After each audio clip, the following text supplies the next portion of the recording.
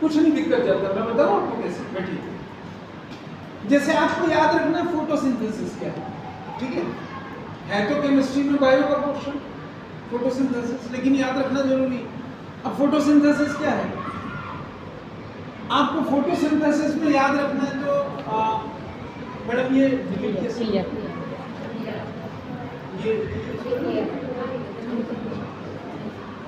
एक वर्ड है मेरे पास में, फोटोसिंथेसिस।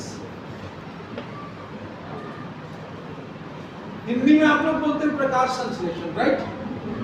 केमिस्ट्री का टॉपिक है, बायो का टॉपिक है, लेकिन ये हमारी केमिस्ट्री में बहुत इंपॉर्टेंट है। जैसे बायो मॉलिक्यूल्स वगैरह जो चैप्टर हो गए, ठीक है, केमिस्ट्री एंड एवरीडे लाइफ वगैरह जो चैप्टर हो गए। अब आपको इसमें मालूम है क्या याद रखना है?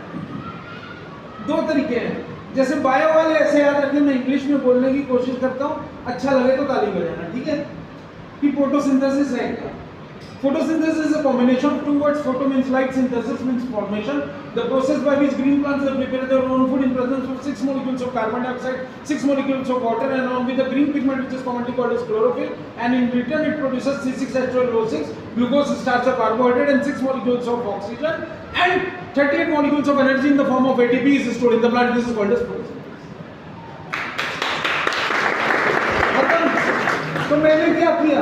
अगर मैं मैथ्स वाला होता तो यार मेरे को ये इतना लंबा कौन याद रखेगा? एक चीज याद रखिए, बायो वाले कुछ भी याद नहीं रखते, ठीक है? क्योंकि बायो वालों को पूरी जिंदगी पढ़ना है, या साइंस वाले आई शुड से, क्योंकि बेटा आपको समझने पे जोर देना, याद रखने पे नहीं, ठीक है? और जो लोग आपको याद रखने पे जोर देते हैं तो उनको बोलिए कि भैया आप हिस्ट्री दिलवा देते हैं। साइंस समझने पे होता है, ठीक है? और अगर आप अच्छे से समझेंगे, देखिए फोटोसिंथेसिस आपको कैसे याद रखना है? 6 CO2 plus 6 H2O gives off, इसके प्रेजेंस में क्लोरोफिल, ठीक?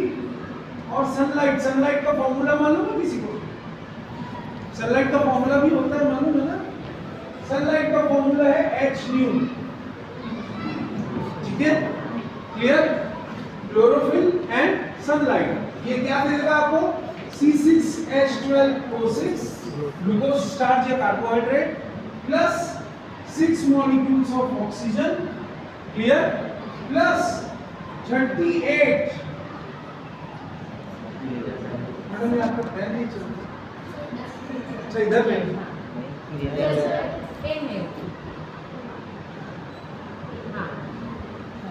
38 molecules of ATP।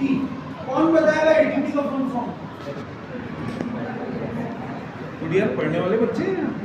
हाँ बेटा, हाँ छुटकी, क्या नाम है उसका? हाँ ये छोटी बच्ची, हाँ हाँ हाँ, एडिनोसाइन ट्राइफॉस्फेट। क्या होता है एडिनोसाइन ट्राइफॉस्फेट? ये देखो मेरे हाथ पे देखो, ये मैंने ऐसा किया, 30-40 ATP खर्च हो गया, तो it is the energy stored in us. तो ये आपको दे दिया 38 molecules of energy in the form of ATP. आपको इतना याद रख लिया तो आपको पूरा फोटोसिंथेसिस माइंड में आ गया। Simple, clear? तो आपको कुछ इस तरह की चीजें भी अपने माइंड में रखनी है, ठीक है? तो अगर आप ऐसे याद रखोगे तो वो आपको माइंड में आ जाएगा। अब जैसे बायोमोलिक्यूल्स है, ठीक है? बायोमोलिक्यूल्स एक चैप्टर है, उसमें सबसे ज्यादा कंफ्यूजन कहाँ होता है? अरे बाप रे, इतने बड़े बड़े रिएक्शन। तो आपको कुछ नहीं याद रखना है, आपको दो चीजों में अंतर याद रखना है, कैटलिस्ट उत्प्रेरक और एंजाइम्स जैविक उत्प्रेरक या जैव उत्प्रेरक। क्लियर? ये छोटी छोटी चीजें आपको अपने माइंड में रखनी है, इससे आपका बायोमोलिक्यूल्स का कंसेप्ट क्लियर हो जाएगा।